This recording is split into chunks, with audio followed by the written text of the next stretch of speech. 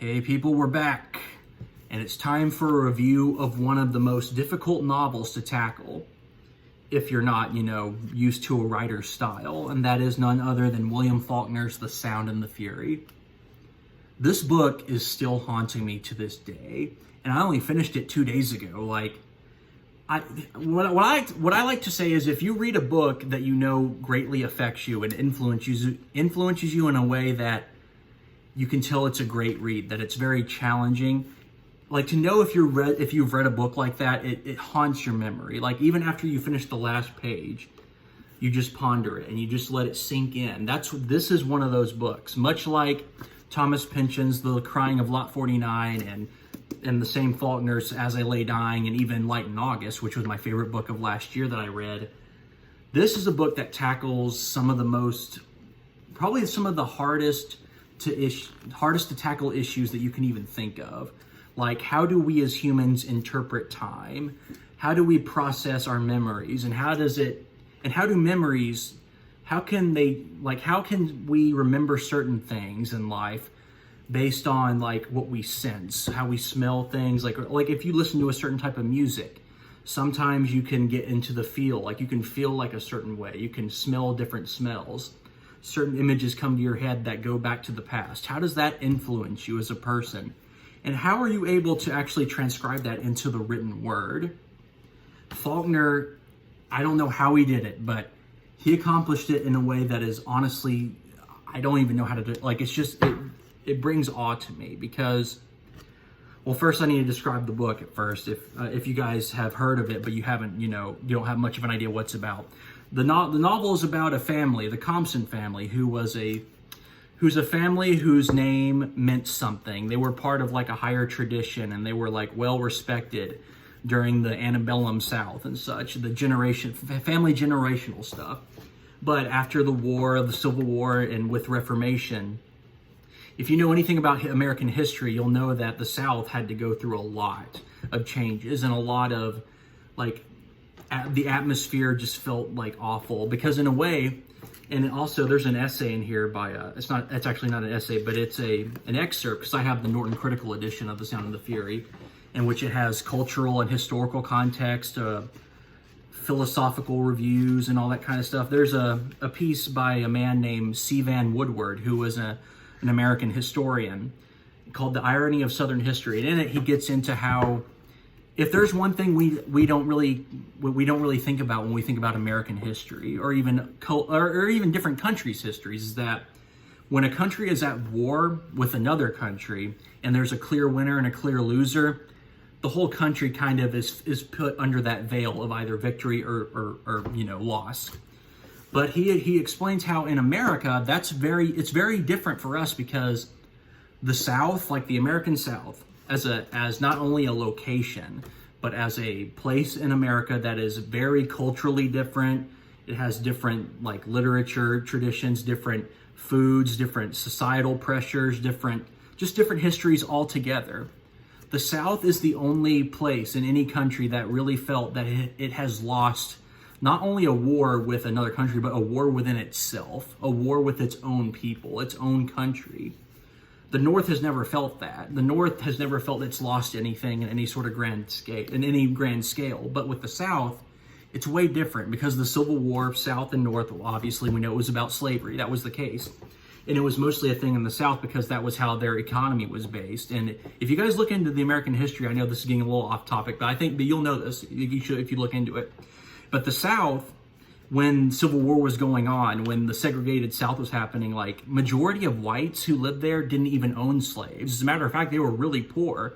And the way that the Confederate States actually funded the Civil War was by taxing the poor in their own states, essentially. So the people who even lived in the Confederate States had the short end of the stick, even if they believed or even if they didn't believe in what the Confederate people in power were teaching them, like Alexander Stephens and all that. But anyway, that's just giving a little context, because it's like I said, in his little work here on The Irony of Southern History, he really gets into how the Southern states, the Southern cultures, the Southern people in society, they have this aura over them that they lost something, and that's what the whole purpose of Southern decadence is about. which is a big theme in this novel, because the Compson family, it's the early 20th century, and in the early 20th century, the Compson family is dying off. Like they no longer have the relevance that they used to have in the community, or even in the big grand scheme of things. The father of the clan, whose name is Jason Compson, he's very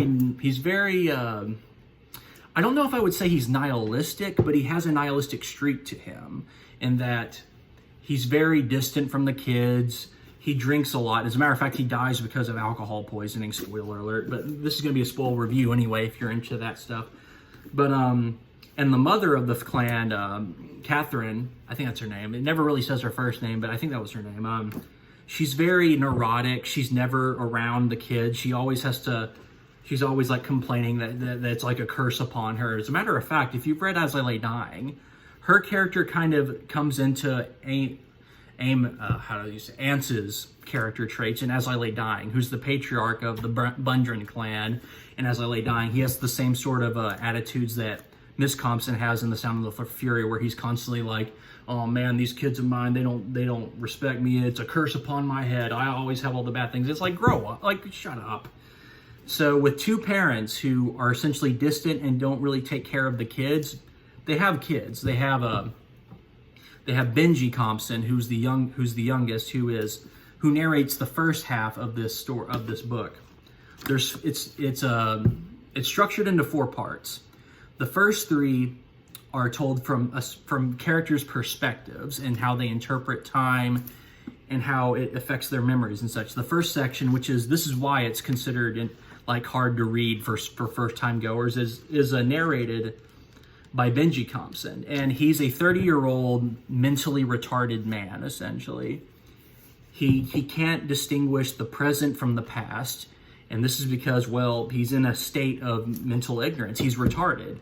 He dribbles, and the way this Faulkner describes his section is, you'll be reading a paragraph of what Benji is hearing, of what he hears people saying, and what he sees, but since he doesn't have a firm grasp of what certain things are, he'll just describe it in very minimal language. Like the first paragraph example, he describes as, through the fence between the curling flower spaces, I could see them hitting. They were coming toward where the flag was, and I went along the fence. What he's talking about here are golfers.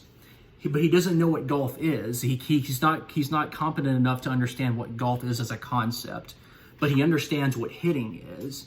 So when he describes a golfer golfing, he says it's hitting, because that's the basest way he can interpret it for being a mentally retarded 30-year-old man. And the way Faulkner is able to get to essentially write into the word form of a mentally retarded man's perceptions, it's honestly brilliant. I don't know how he did it. Like, especially, and this is where it gets confusing for most people, like his perception of time is triggered by his senses, like what he smells, what he sees, what he hears, what he feels, because that's the basis of us in a way. We like to, because we're intelligent, we as Homo sapiens are intelligent, we have self-awareness, but since that's what we have, so we're able to distinguish time and memories based on how we can interpret things, how we can write stuff down, how we can critically think about different topics and introspection. Benji doesn't have that because he's retarded. So he can only memorize things based on what he's feeling and what he's sensing in the present now. And when that happens, like he'll like when he's going along the fence and he gets snagged on this fence door that he tries to get through, and it triggers a memory from when he was a kid, when his sister Caddy had to help him get through that at the exact same way. Like he keeps getting his shirt snagged, and it gets mixed up in his mind because he understands that it's relevant. It's something like that happened before, but since he's not really, capable of understanding it, it just goes back and forth between the past and the present in the same paragraph, and it'll switch all like that. But you can tell that he's doing that because Faulkner will start a new paragraph with italics. That was the easiest way he could essentially show the reader, if you're not too aware of it, that a sense of time of his is now changing. And how he does that is so brilliant. Like if you actually understand it and you pay attention, you'll get used to it if you start reading it and you just let it kind of go through you. But yeah, his section is absolutely brilliant, because what the novel also is about, other than the Southern decadence of how, the culture is changing and how they don't have any power anymore, is that the three perspectives that we get from Benji Compson, Quentin Compson, and Jason Compson, these are brothers. All of their memories in this book, in their sections, are usually focused on how they relate to their sister Caddy. Because to them, Caddy is this sense that brings meaning to their life, but also an anti-meaning. Let me explain that. For Benji, Caddy is the only member in the entire family that actually treats him well, who actually cares for Benji, who loves him, who's constantly giving him attention. And that's why in his section, majority of his memories, maybe even all of them, I would dare say, are triggered based on how it relates to with him when he had an experience with Caddy, because she always takes care of him. There are many instances where she's saying, "Don't worry, Benji, I love you. I'll never leave you." And because since that's the only person who actually has an affection for him in the present, and in his section, it tells you what time it's taking place. It takes place on April 7th, 1928. So on that day, it's in the future, at least from his past, when he's interpreting the past experiences. Caddy's already gone. She no longer lives there. She's been abandoned by her family because she married a man that they didn't want her to get married to. But now, since she was the most important person to Benji, whenever he has a memory of her, it triggers like a longing. But since he's stupid, he can't interpret it or let people know it. And everyone around him mistreats him badly, like really badly. They're always telling him to be like, "Hey, what you growling for, man? You need to stop that." That's what Luster does, who's the kid who watches over him, which is kind of ironic. A black little 14-year-old boy is taking care of a 33-year-old mentally retarded man, but that's just kind of what happens. So that's Benji's perspective. And then the second section, it takes place June 2nd, 1910, which is from Quentin's perspective. And Quentin, his section is structured a little bit like Benjamin's in a way, Benji's perspective, only sometimes it can get a little bit more confusing about how his memories go back to the past thoughts. And this is where Faulkner's interpretation of time comes in, and this is what I really love about it. Quentin is struggling. He struggles from a different reason. Unlike Benji is upset because Caddy's the only person who loved him, but she's gone, and now he can't have anyone to take care of him. Quentin is obsessed with Caddy because, to him, Caddy represented like what the South should be, what the Southern woman should be, and that she should be graceful. She should not have had sex, promiscuity. She should not be promiscuous with other men, because in the memories of Benji and in Quentin, sometimes they give you different times or how they see it from different perspectives of Caddy, of when she falls in the water in this pond and she gets her drawers all dirtied up. That it's a symbolic representation of her promiscuity that will happen later down the line. And Quentin doesn't like that. Even when they were little kids and he saw that happen, he was like, "You let yourself get dirty. That's not good." But Benji doesn't understand that, and he's perceiving the exact same thing. But how he perceives a different thing from her is how she smells. Because, like I said, Benji can only connect by the senses of how he interprets Caddy. And sometimes here's the thing, because Benjamin, I'm going to go back to Benjamin's section real quick. Benjamin knows something's changed with Caddy when he noticed that she doesn't smell like trees anymore. And that's essentially Benji's interpretation of her being promiscuous in the simple way that he can understand it. Because he really can't understand sex or the concept of it, he can only understand it through smell and how she smells different and how she is portrayed different after have experienced sex. And so that's when he starts going crazy. But with Quentin, since he's really intelligent, he's currently at Harvard when this happens in the current time frame. His whole idea of the Southern, it goes back to the Southern decadence. Main theme of the whole novel is that Quentin cannot live with the fact that Caddy is essentially, she doesn't live up to a tradition that he expects her to live. Because even Quentin himself, like he always dresses as a Southern gentleman. He tries to act his part. but it's the fact that she didn't do what he wanted her to do, that he ends up losing his mind, essentially. But it's not, spoiler alert, spoiler, he ends up killing himself. He commits suicide, but this is probably one of the most difficult things to tackle in the novel, because the reason he kills himself also connects to what his father taught him. And his father taught him that time is something that can never be conquered. You can't conquer the fact that time is going to happen no matter what. As a matter of fact, Quentin is obsessed with this watch that his father gave him from his grandfather gave him as well, because his father taught him that when you have time through a clock, you're trying to essentially, that's man's attempt to think you can conquer time because you can give it a meaning in a material way. But that conflates with Quentin's even ideas of time, and the fact that it's comorbid with his obsession that Caddy, her purity is now in the past and it can never come back, and the fact that the time is constantly moving, and it drives him insane. And when he has his moments of of his memories coming back and going through his head, as opposed to what's going on in the present, the way that Faulkner structures it is really different from Benji's. If you look at this, there's no indentations. The words will different people will be speaking, but you can tell that by the tone of voice when the new line starts. But I have a feeling that when you read this section, it's best to read it really quickly, because what Faulkner is doing is he's emulating a moment, a tense moment of memory that is so intense and it's so emotionally charged that it's like the memories are just running through your head constantly, because it's so chaotic. And the best way you can do that is reading it really quickly. You're emulating thought on how it can be as chaotic when you're actually in the moment. It's brilliant how he does that. It's absolutely ingenious.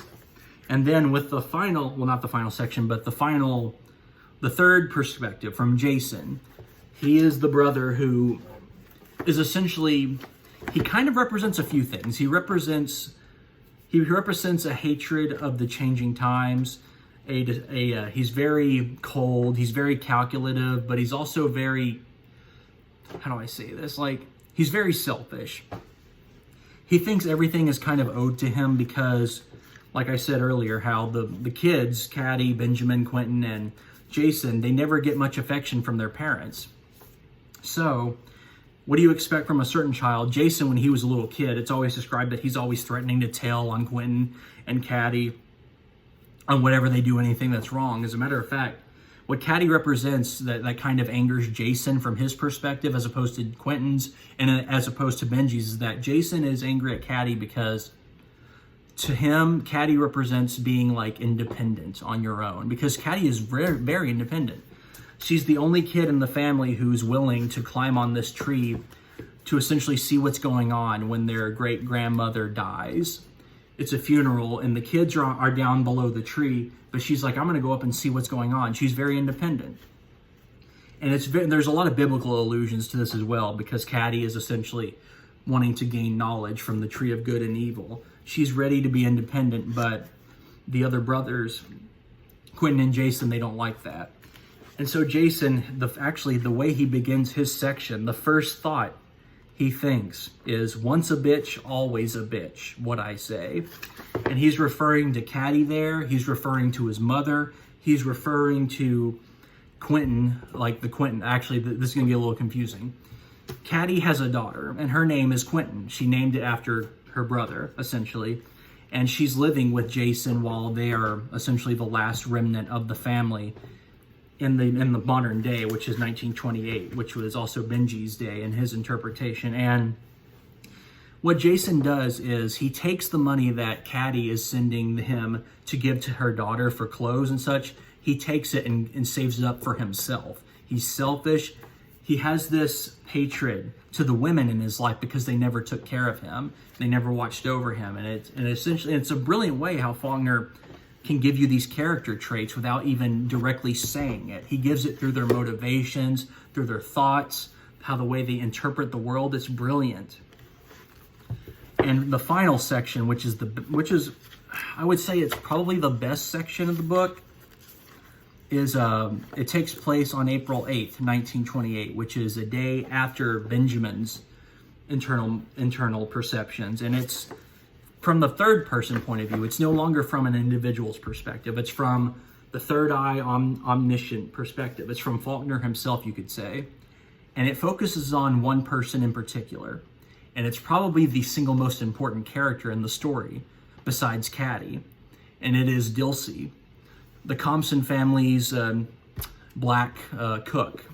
She is essentially, and the reason she's the most important character is because she, if you pay attention to the Benji section, the Quentin section, and the Jason section, pay attention to Dilsey's, her role in everything that goes on, because she is the only character in the entire Compson family that actually genuinely takes care of the kids and also of the house runnings, because she cooks the food, she cooks dinner, she makes sure everything that's going on at the house is stable whenever she can. She is the moral voice of the novel. Because the point of the whole novel, from the perspectives of Benji, Quentin, and Jason, is that something has fallen. There's a failure in the family.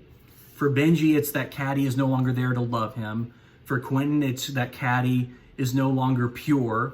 And for Jason, it's the fact that women to him are just like awful in every way. So in a way, the two main characters that are very important are Caddy, because of how her relationship with her brothers essentially is what they focus on the most.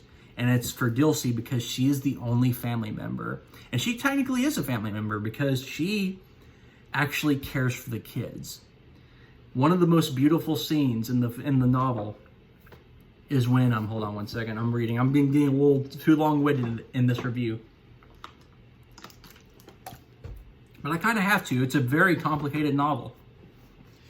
She takes Benji and Luster and her daughter Frony to a church. It takes place on Easter Sunday, to Easter service, and Dilsey even mentions that she takes Benji to church because it calms him whenever he can, and also because she is a genuine believer in Christianity and how it raises people up, how it raises your spirits when you're constantly living in a time where you're in a lower position of people. Think about it from her perspective, and even though it's only seeing it from the third person, you see it through her actions, through how she treats people. Imagine how it is for an African-American woman in the early 20th century who was also actually there with the family during Reconstruction and such. As a matter of fact, William Faulkner bases this character Dilsey on the woman of his life, of his family, who was the same as Dilsey in the family. Her name was Caroline Barr. She was a servant for his family for the generations. Her name is Caroline Barr.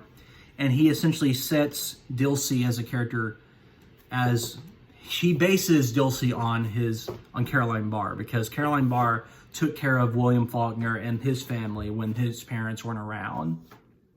So in a way, Faulkner is saying that the only good person in the family that's not only self-serving is the black servant. But it's not like he's doing it in a way where he's saying oh, slavery was good. No. He's doing it in a moral way, in a way of a person who's genuinely a good person. And Dilsey, when she goes to church, the pastor talks about the passage in Revelation where God is saying, I'm Alpha, I'm Omega. I am the first, I am the last. I am the beginning, I am the end. And later, once the church service is over, there's a moment when Benji starts kind of crying again, and Dilsey caresses him, and she starts rubbing his head. And she's saying to herself, she's repeating the sermon, saying, I am the beginning, I am the end. But in a way, Faulkner is essentially saying that Dilsey, her love and her devotion to this family, even if they don't treat her on equal grounds, the fact that she loves them and cares for them no matter what is what makes her a hero. It makes her go above the dread and the decadence and just the downfall of this family. And she is the last remnant of it. She is the core she is the heart and soul of this family, and that she will Even if it's a new day and something else has collapsed in the family's life and their relationship, she's still there. And she's going to do the best she can to give them food, to cook their food, and to take care of the kids no matter what. It is a beautiful... It shows what Faulkner really thought of black people in his time, because he understood that, like I said in my Light in August thing, he wasn't a racist, not at all. He understood that people are people, and how you determine yourself is how you act and how you are willing to fight for your loved ones no matter what, even if it's as bleak as possible. And that's Dilsey. She's the hero of The Sound and the Fury. And that's pretty much what I've gotten from this. It's a very complicated book. I plan to reread it again because I probably missed some things in it, because like how he structures the time changing and all that stuff, it's pretty much inevitable I'm going to miss some things. But the most important things I get from this novel is that it is Faulkner's attempt to... I think I've said how in As I Lay Dying, I've told a friend before that As I Lay Dying was Faulkner's attempt at taking internal thoughts and how it kind of adds to the environment and how it can react to how you would work in an environment, and he put it to the page. But I'm saying in this, what he tried to do and what he succeeded, in my estimation, is that he wrote a novel in which he takes how we think. How do we think? We don't think in words. That's impossible. Like, words are what we're doing right now. It's what you write. It's what you put in a material world. It's not material in like the physical way in which you think of thought. But what he did was essentially transcribe the nature of how we think and how it relates to our memories. And he did it in a way in which it actually emulates that on the written word. The fact that he was able to do that is honestly the work of genius. He was a genius. He understood the difference between actual words and actions. It's distinguishing. It's philosophical. He was a philosophical writer and a philosophical thinker. He was important. I think we all need to read him. So that's my review of this. I wasn't expecting it to get this long, but it kind of just had to be like that for the subject material. I'm actually going to the next book I'm going to read As I Lay Dying again, because I want to do a review of it and get a little bit more into detail. And since I'm reading the Faulkner biography, I just read the Sound and the Fury section in this. I plan to read all of his novels in chronological order now. I have his Library of America edition, so I have, after As I Lay Dying, I'll have to go to Sanctuary, then Light in August again, then Pylon. Absalom, Absalom, The Unvanquished, If I Forget Thee, Jerusalem, The Hamlet. And then go down Moses, Intruder in the Dust, Requiem for a Nun, A Fable. And then I don't have the other Library of America editions as of yet, because they're kind of hard to come by, because they only did a certain amount of publishing, so it cost a lot. But I plan to get them at some point because I want to read all of his works. As a matter of fact, I think that'll be my goal for this year, is to read every single Faulkner novel and do a review of all of them before the end of this year. That will be my New Year's resolution for this year. I'll read other works also, so I'm not just going to be reviewing William Faulkner this year. I'm going to do other things as well. Just don't worry about that. I just want to make that a goal, because it's going to be working alongside the biography I have of his, and I think that would be really interesting. It can expand my interpretation of his stuff as well from hearing different voices. So that was The Sound and the Fury by William Faulkner. It's a beautiful read. I would highly recommend this book. It is beautiful. It is a beautiful novel. And if you like this video, be sure to like and subscribe. If you like book reviews, I'm one of the newer ones, so I need to kind of get my stuff out there a little bit more if I want to get more traction. But that's all up to you guys. If you like this sort of stuff, be sure to let me know in the comments. And I hope you all have a good day, a beautiful day. Yeah, have a good day.